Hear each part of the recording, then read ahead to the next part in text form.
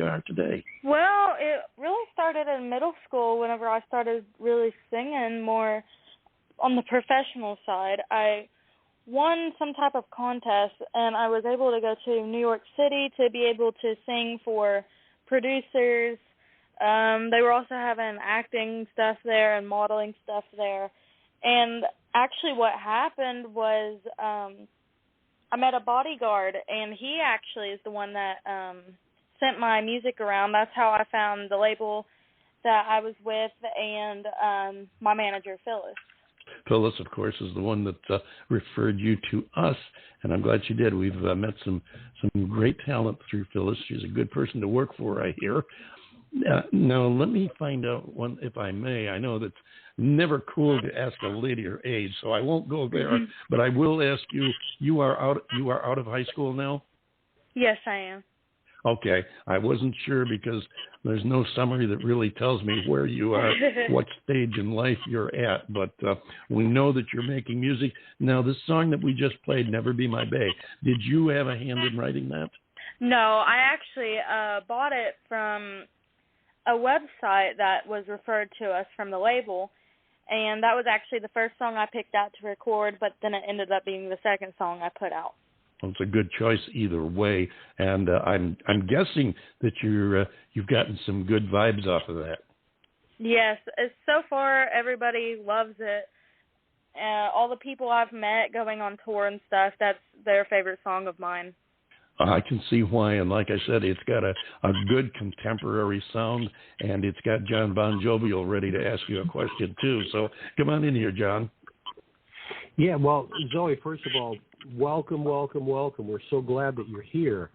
I have a question about Never Be My Bae. I mean, your voice work on that is just excellent. I really like what you do with it. My curiosity on this is that, to me, I'm listening to it, and it has the sound of somebody that's well-heeled in the music business. A lot of good production. You know how to hit the post just right on it. When did you record this song? I believe I was 17. Wow. Well, you know what? You blew me away. Thank you. Yeah, when he was 17, he couldn't sing. Of course, he still can't, but that's a whole other story. I still can't sing. When I was 17, neither can I. Yeah, well, when I was 17, that was a bazillion years ago when the dinosaurs ruled the world, and they were starting to die out when I was there. But David, he was firmly ensconced in the T-Rex era. So now, Zoe, you were born in the hills of Kentucky. Where did you grow up?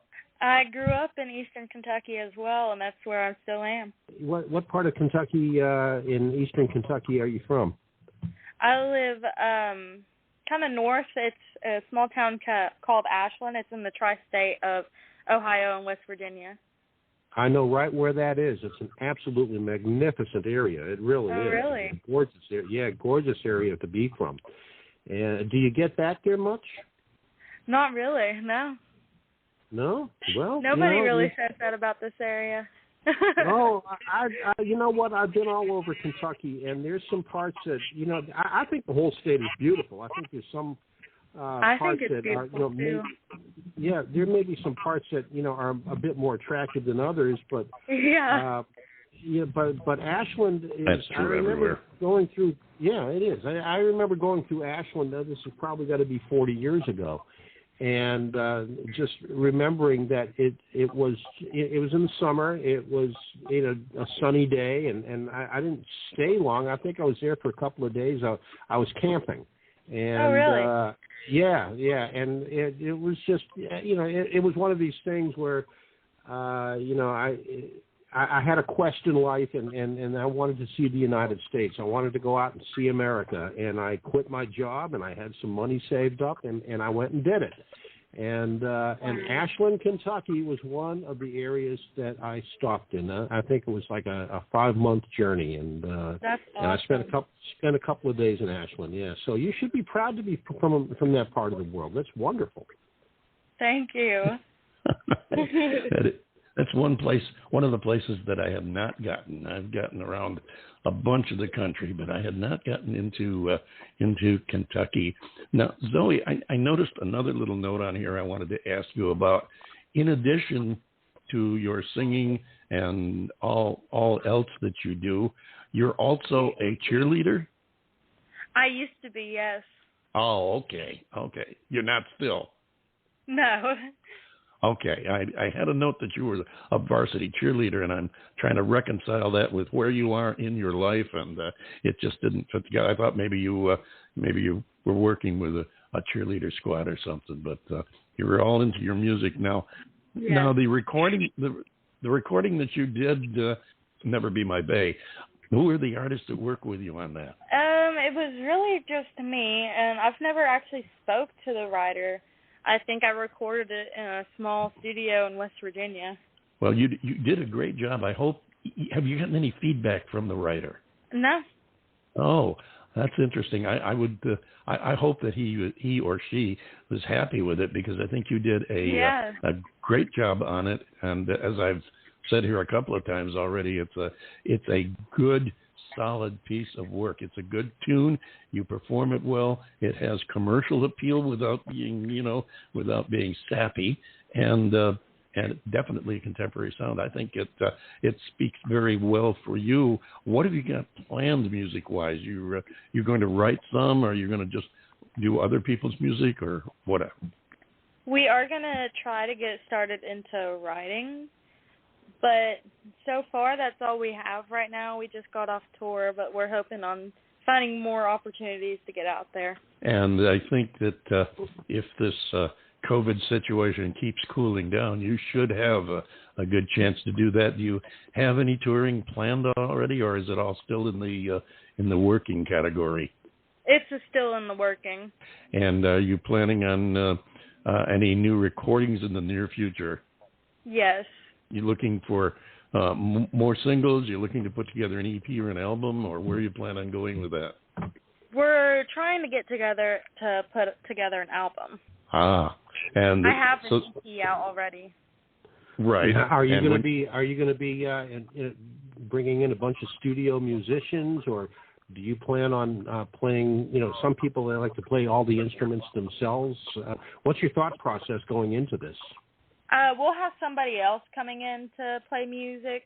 So far, I haven't learned any instruments, but I'm planning on trying to do so that it's easier on me. And it gives you also a sense of control over the whole project, where you want to go with it. Let's switch gears here for a second. In putting together "Never Be My Bae," and of course we're going to be playing "Dangerous" here in a few minutes. What are the influences that you've had to create the music the way that you have? Who is your muse, if you will? Really, the person that's inspired me to do a lot of my sounds and stuff would probably be Ariana Grande. I've seen her in concert a few times. I like her style. Her voice is beautiful. She does have a good voice. She's really, she's a talented young lady. There's absolutely no question about that. I listened to Ariana. I can't even talk today. I think of Ariana Grande. Ariana? Yes, you're having trouble with that. Ariana. Yeah. Wow. Okay, tongue-tied. I think of Ariana Grande, and I think of some of her predecessors that have been able to belt out a powerful song and do a lot of variety. And one of them that comes to mind is Dusty Springfield. I don't know if you're familiar with her, but she had a number of huge hits back in the 60s. And in the 80s, she teamed up with a band called the Pet Shop Boys and just did an incredible version of that, of their song. And I think get on YouTube and find Dusty Springfield. I think you'll be inspired. All right, I'll check her out. Yeah, it's good choice of words there. Good choice of words. I couldn't agree more. I hadn't thought of the Dusty Springfield thing, but you're right. That's something that could lead you in a direction that I'm not at all surprised at your following Ariana Grande. Hey, I was able to say it better than you, John Bon Jovial. Yeah, you said it a hell of a lot better than me. Sorry, Ariana, if you're listening. My apologies. I'm not at all surprised at that. There are a lot of lady singers who would who appreciate Ariana Grande's work and her everything she does. She's a great performer too. Let me ask you a question. This is something that, especially from someone who hasn't got 20, 30 years in the business and, getting bored with the performing and everything, as a relative newcomer in that respect, what do you like the better?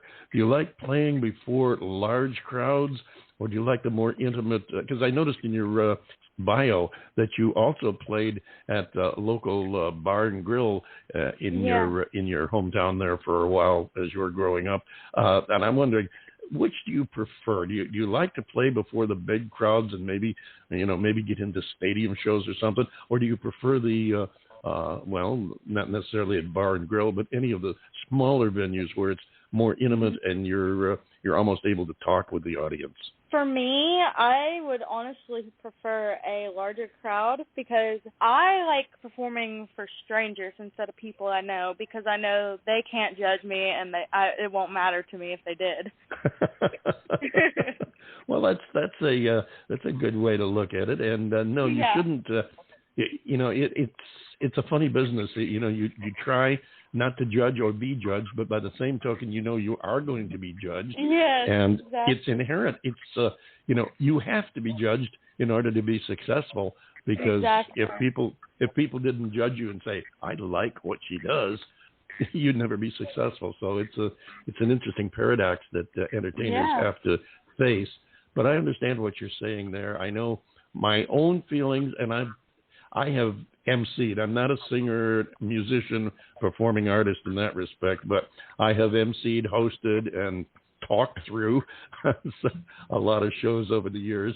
And I think, and I've done the large crowd thing. I remember one of the big ones was at Disney World in Florida. Wow. Was out on the front of Cinderella's castle with the main street stretching off into the distance, and it was just a solid crowd. That was probably the biggest single audience I stood up in front of to introduce anybody. And I've also, been in the smaller clubs, and myself, I prefer the smaller clubs because, I don't know, I like the closeness, the intimacy, the warmth. I like to interact with the audience. Yeah. And it's a lot easier to do with a smaller crowd than it is to do with this huge 60,000 people or anything. John Bon Jovial, you've been up in front of people a few times. How do you look at that? Well, it's almost like on the smaller venues that you're just having a conversation with friends and family and leading up to the crescendo of, ladies and gentlemen, please let's give it up for entertainer X.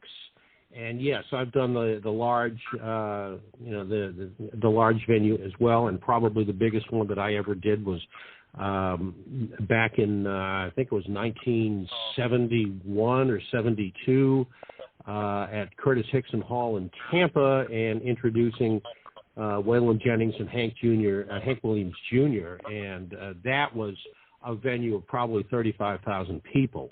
Wow. So I'm with you, David. I prefer the small club atmosphere. I really do, because it's just, we've been batting this word intimate around quite a bit here in this conversation, but it really is a far more intimate situation. It's a lot more fun than being in front of somebody, like 35,000 people. Although, the 35,000 people intro, you get paid a whole lot better. But that's going Zoe, back. now that you're not cheerleading anymore or coaching cheerleaders in your spare time, what do you like to do when you're not working at your craft? Now that it's summer, whenever I get a chance and it's nice out, I like going to the lake. I just finished my first year of college, so I'm just laying back right now. Yeah, well, I can understand that, and I can understand the lake thing. I love a good semi-secluded country lake. And as we digress, we also run out of time, and I'm going to have to wrap this up. So before we let you go, please take this opportunity to tell folks how they can find you online, how they can get your music, your itinerary, how they can get in touch with you. The main thing that we use is my Facebook page, so that's where you'd find a lot of